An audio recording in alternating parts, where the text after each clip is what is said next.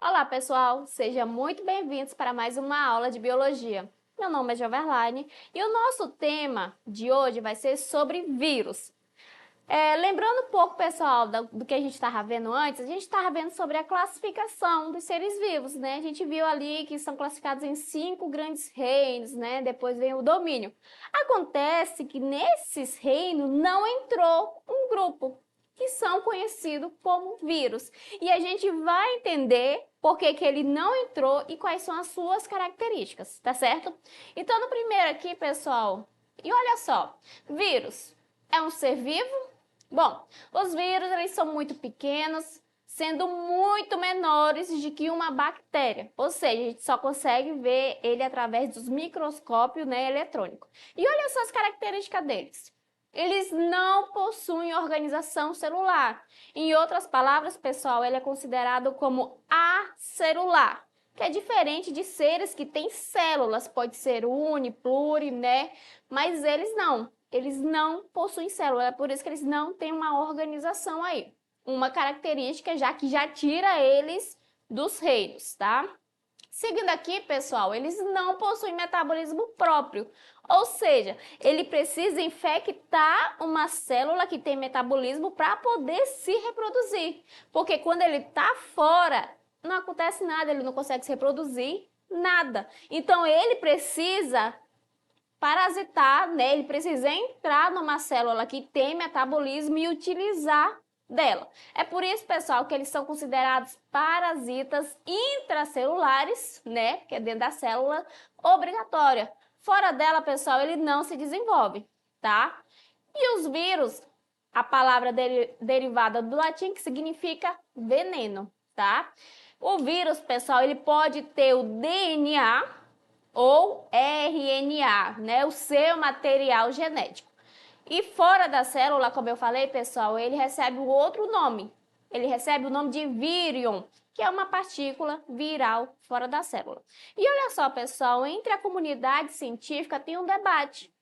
Uns considera, como seres vivos pelo fato de eles realizarem, né, o seu metabolismo, ter DNA, RNA, mas eles só têm isso dentro de uma célula, mas alguns autores consideram eles seres vivos. E tem outras que não consideram ele como ser vivo pelo fato dessa característica, né, de quando ele está fora, ele não conseguir se desenvolver de jeito nenhum. Então, tem esse debate aí. Então, não tem uma resposta certa. É ou não é um ser vivo, tá certo? Então, seguindo aqui, pessoal, olha só. Existe uma infinidade de vírus que pode infectar vertebrados, invertebrados, plantas, fungos e até mesmo bactérias. Sim, pessoal, os vírus ele tem essa capacidade, né, de infectar essa grande quantidade aí de seres vivos. E olha só, a gente vai falar um pouco da estrutura do vírus, como é que acontece.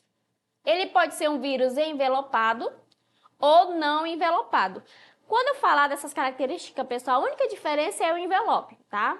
E olha só, ele possui esse envelope, segundo algumas explicações, alguns estudiosos, eles afirmam o quê? Que esse envelope surgiu a partir do momento que ele infecta uma célula e a célula não tem uma membrana plasmática? Pois é, quando ele infecta essa célula, ele leva consigo essa parte da membrana plasmática, tá? Então é por isso que ele é considerado envelopado, porque ele leva consigo essa parte da membrana. E a gente sabe que a membrana plasmática dos seres vivos é constituída por uma lipoproteína, tá? E olha só o envelope aí do vírus. É constituído por uma lipoproteína, ou então conhecido também como um involucro, tá? Outra característica dos vírus são essas bolinhas aqui, ó, que são considerados capsômeros. E em conjunto desses capsômeros, eu vou ter um capsídeo, que é formado por proteínas, tá? Aqui dentro do capsídeo eu tenho um ácido nucleico, que é o DNA ou RNA, tá certo? E o conjunto dessas duas estruturas eu vou formar um nucleocapsídeo, que a maioria das vezes, pessoal, o vírus, quando ele infecta uma célula, né, ele só injeta o seu núcleo capsídeo também. Tem essa característica, tá? Aqui é um vírus não envelopado, como você está vendo, ele só não tem um envelope, tá? Mas as características, outras estruturas, ele tem também, tá certo? A diferença é essa. E olha só, quem são os hospedeiros dos vírus? Praticamente são todos. Os organismos vivos podem ser infectados pelos vírus, né? Os vírus podem infectar células animais, vegetais, fungos, bactérias e protistas. A gente vai ver alguns aqui, tá? Então, ele tem essa abrangência, tá, de infectar os seres, inclusive, né, causar grandes danos. A gente viu até aí, a gente passou por isso, né, no caso aí da Covid, o que ele fez, né, e o que ele deixou, tá certo? Então, olha só, pessoal, isso aqui é um bacteriófago.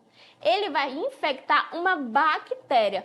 Olha só como é que é a sua estrutura, tá? Então, bacteriófagos são vírus que infectam bactérias.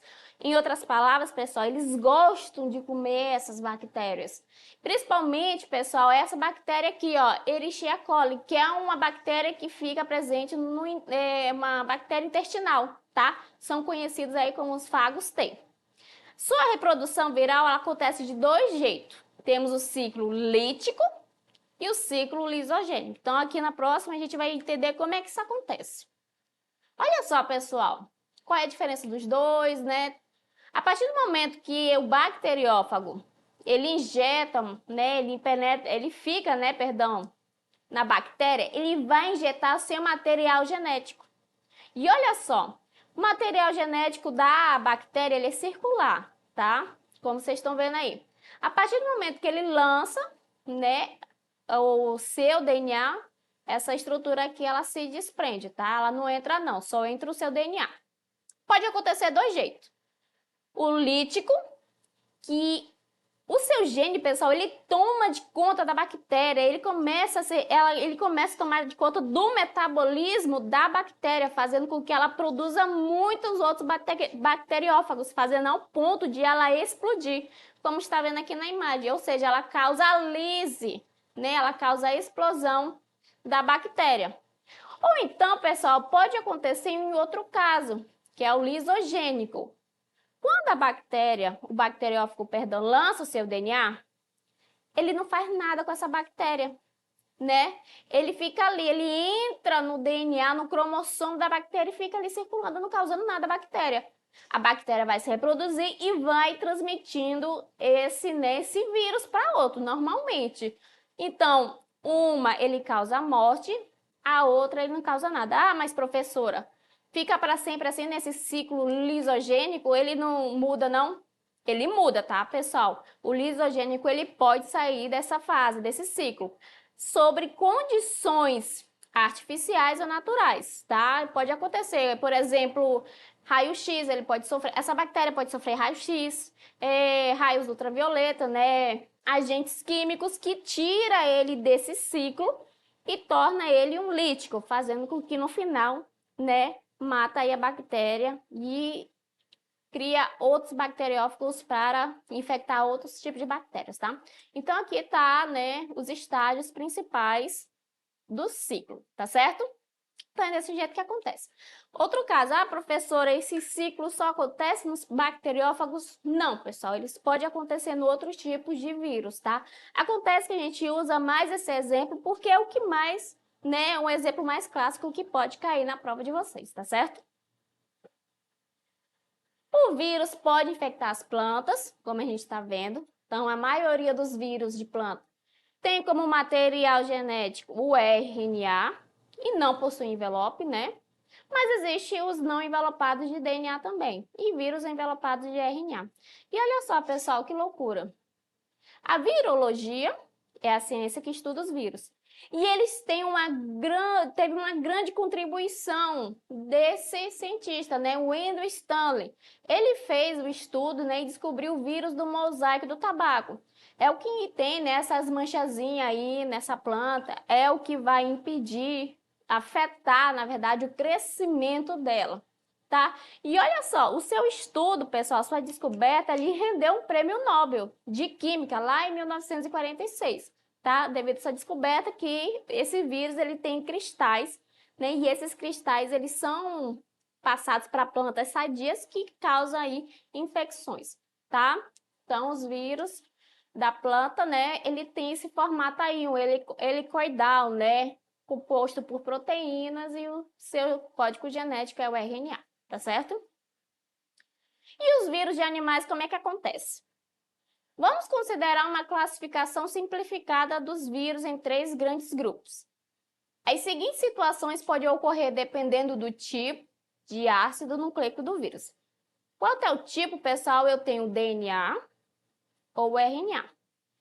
Quando o ácido do vírus é o DNA, né, ele faz todo o seu processo. Ele infecta, né, o seu hospedeiro e consegue fazer a sua síntese, né, sua reprodução, síntese de proteínas.